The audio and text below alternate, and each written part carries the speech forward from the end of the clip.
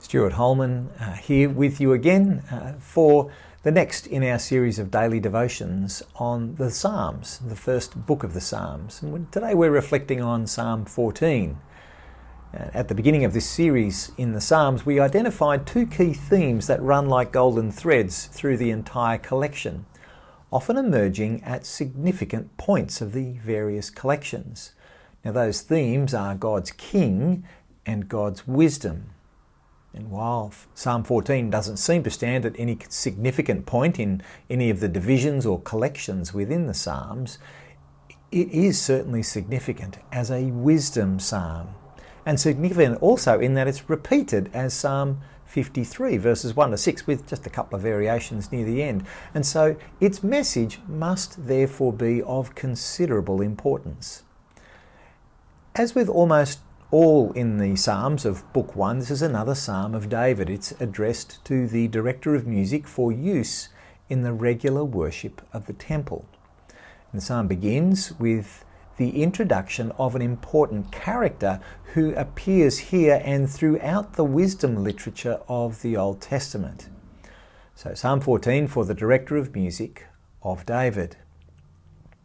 The fool says in his heart, "There is no God." They are corrupt. Their deeds are vile. There is no one who does good. The Lord looks down from heaven on all mankind to see if there are any who understand, any who seek God. All have turned away. All have become corrupt. There is no one who does good, not even one. Do all these evildoers know nothing? And so the character at the centre of this psalm is the fool.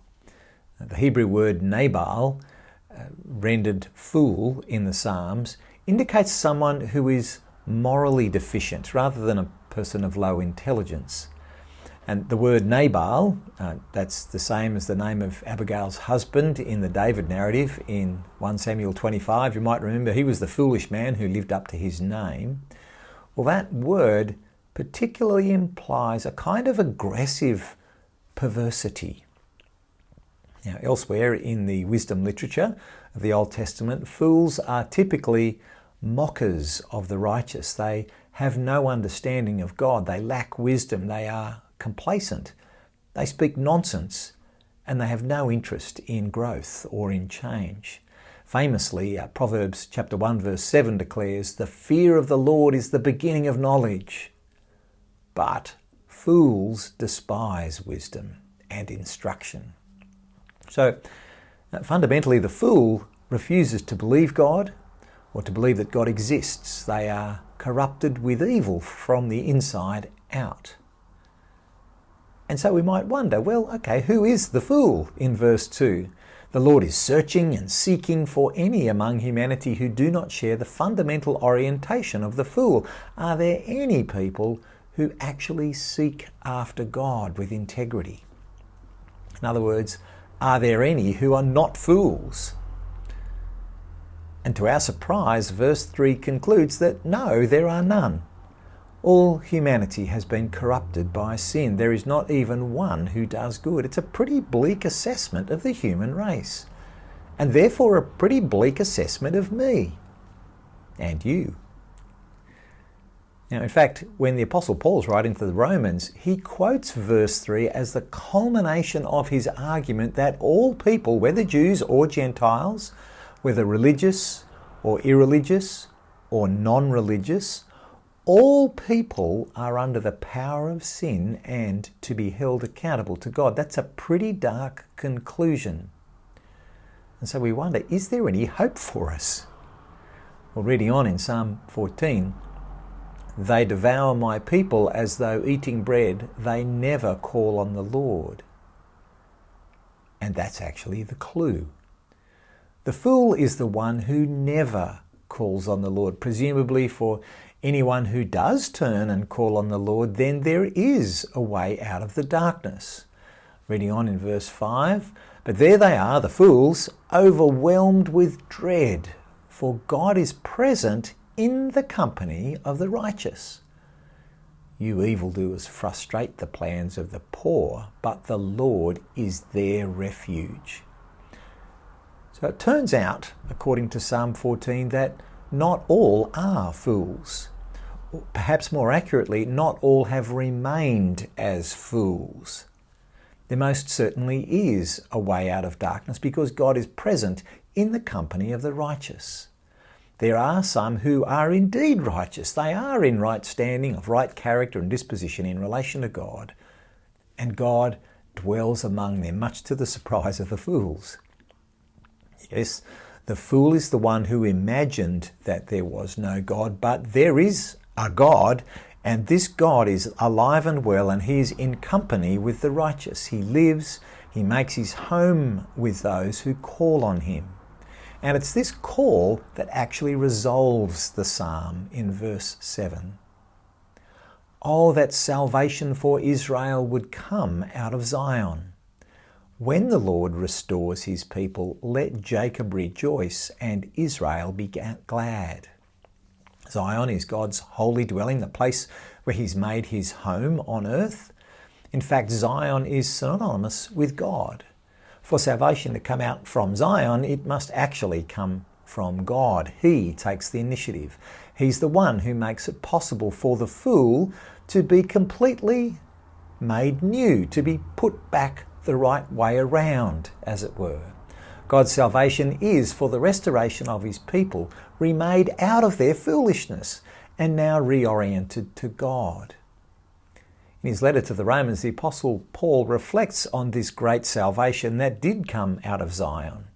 Having concluded in the previous section that no one will be declared righteous in God's sight on the basis of their behaviour, they're all fools, he declares in verse 21, but now, apart from the law, the righteousness of God has been made known, to which the law and the prophets testify. This righteousness is given through faith in Jesus Christ to all who believe. There's no difference between Jew and Gentile, for all have sinned and fall short of the glory of God, and all are justified freely by his grace through the redemption that came by Jesus Christ. What hope is there for the fool whose inward disposition is always and only anti-God? Their only hope is that God himself will act, that he would bring salvation out of Zion, that the Lord will restore his people, as it says at the end of Psalm 14. When the righteousness of God is displayed in his saving acts, when his people are justified freely by his grace in Christ Jesus, there will indeed be rejoicing and gladness, as it says at the end of Psalm 14. And so at the end of a very bleak sounding psalm, we see that there is only God's grace. It's like a diamond displayed on a black velvet pillow. The diamond is seen best and it most displays its glory when light is contrasted with darkness, when we see that sparkling gem on the blackness behind it.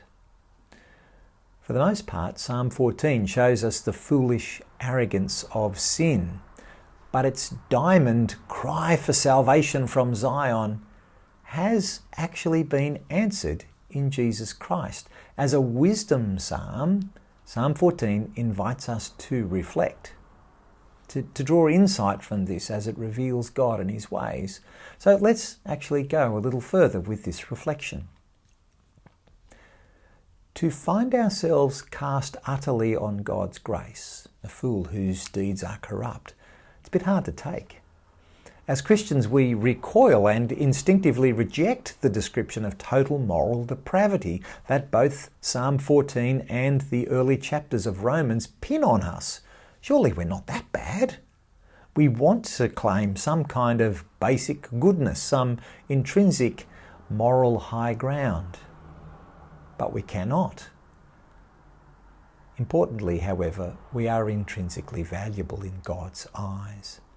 He has set his love upon us, upon beings made in his own image, the ones for whom he sent his Son. Since we have no natural inclination toward God, we find ourselves dependent upon something absolutely outside of ourselves, something we have no control over. It is God's kindness towards us, His grace. You see, we find that in Christ the foolish, us, we have been redeemed. We have been turned around and brought home, and it's all a gift. So God's grace is both deeply humbling and absolutely comforting. We're humbled because we're the fools, and yet we are made absolutely secure in Christ because our salvation does not depend on us, upon our effort. It depends on what God has done for us. You might like to stop this video and just respond directly now yourself. But as we're doing throughout this week, you also might like to hear the psalm again in its entirety. The fool says in his heart, "There is no God." They are corrupt, their deeds are vile, there is no one who does good. The Lord looks down from heaven on the sons of men to see if there are any who understand, any who seek God. All have turned aside, they have together become corrupt. There is no one who does good, not even one. Will evildoers never learn? Those who devour my people as men eat bread and who do not call on the Lord? Well, there they are, overwhelmed with dread, for God is present in the company of the righteous. You evildoers frustrate the plans of the poor, but the Lord is their shelter. Oh, that salvation for Israel would come out of Zion. When the Lord restores the fortunes of his people, let Jacob rejoice and Israel be glad.